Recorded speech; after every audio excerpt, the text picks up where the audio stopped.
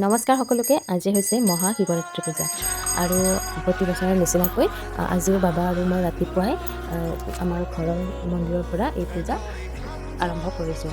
আৰু এই শিৱৰাত্ৰি পূজাৰ দিনাখন সকলোৱে উপবাসে থাকি শিৱৰ লিংগত পানী, গাখীৰ, দৈ, বেলপত্ৰ বা এনেকৈ কি আৰু ঘিউ, মৌ এনে যোনে যেনেকৈ পাৰে শিৱলিংগত ঢালে। আৰু এই শিৱৰাত্ৰি মানে হৈছে শিৱৰ মহান ৰাতি।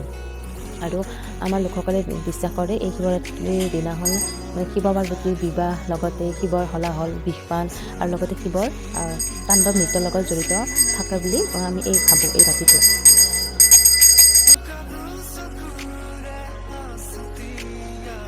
আৰু এয়া হৈছে আমাৰ দেউতা আমাৰ গাঁৱৰ মন্দিৰত গৈছিলে। দেউতাক এনেকৈ গাঁৱৰ মন্দিৰত গামোচাৰে সম্বৰ্ধনা জনাইছিল আৰু তাকে দেখি বাবাক ক'বলৈ লাগে, তো তাকো এখন দিলোঁ, দি এনেকৈ ফটো উঠালোঁ। আৰু এইজনী হৈছে আমাৰ একমাত্ৰ ননন, তাইক সৰু সৰুকৈ কাপোৰ পিন্ধাই আছে আৰু মই তাইৰে কিবা চিলাই আছোঁ মেচিনত বহি। আৰু আমাৰ গাঁৱত কিছুমান গাঁৱতকৈ মানে বিশেষকৈ আমাৰ মাহঁতৰ গাঁৱতকৈ এই শিৱৰাত্ৰি পূজা ভাগ অকণমান অলপ বেলেগকৈ কৰে। মানে আমাৰ যিখন ভাগৱত আছে, ভাগৱতখন মানুহৰ ঘৰে ঘৰে মানে চোতাললৈ নিয়ে, মানুহে সকলোৱে তাতে ধূপ ধূনা নৈবেদ্য পাতি ভাগৱতখন আগবঢ়াই ৰাইজৰ মতা মাইকী সৰু বাচ্চাবিলাক এনেকৈ ল'ৰা ছোৱালী সকলোৱে মিলি ভাগৱতখনক মানে ঢোল তাল নাগাৰা লৈ সকলোৰে চোতালত ভাগৱতখন লৈ আনে। তাকে মই এইবিলাক যোগাৰ কৰি আছিলোঁ, মাহ প্ৰসাদ যোগাৰ কৰিছিলোঁ। আৰু ভাগৱতখন অহাৰ সময় হৈছে এতিয়া। এনেকৈ মই বিয়া হোৱাৰ দিন ধৰি আজি 7 বছৰলৈ ভাগৱতখন এনেকৈ আদৰি আমাৰ চোতাললৈ মই আনিছোঁ। এনেকৈ তাৰপিছত যাবৰ সময়ত সকলোৱে ফাকুৱা লগাই গালত অকণমান ধেমালি কৰে। আৰু এইটো নিয়ম সকলোতে আছেনে মই নাজানো, বিশেষকৈ আমাৰ মাহঁতৰ গাঁৱত নাছিলে, তো মই সেইকাৰণে কৈছোঁ। আমি কিছুমান গাঁৱত থাকিবও পাৰে, কিন্তু মই যিমান শুনিছোঁ মই শুনা নাই আৰু এইটো নিয়ম আছে বুলি।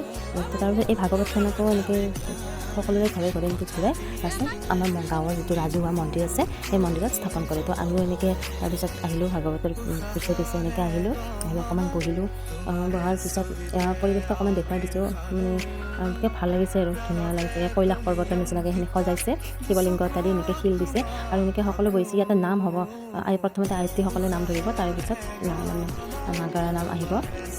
তো এনেকৈ মাহ প্ৰসাদ বিলাইছে। এইজন হৈছে আমাৰ খুৰা আৰু এখেত হৈছে হাজবেণ্ড, তেওঁ মাইকত কিবা এনাউন্স কৰি আছিলে। যিয়ে নহওক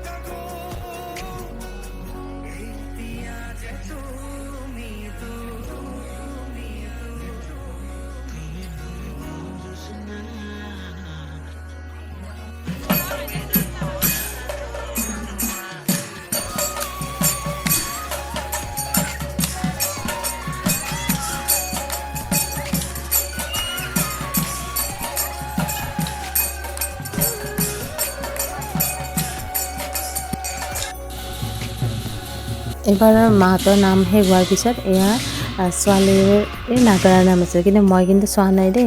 এই জাষ্ট অকণমান আৰম্ভণিৰ পৰা খুব বেছি 10 মিনিট চাইছোঁ, তাৰ পৰা ঘৰত গুচি আহিছোঁ। এনেও মোৰ এইবিলাক ইমান ৰাপটো কম অকণমান, যদি মাহঁতে যাই কাৰণে যাব মন যায়, পিছত আৰু আৰম্ভ হোৱাৰ পিছত ঘৰত আহিব মন যায়।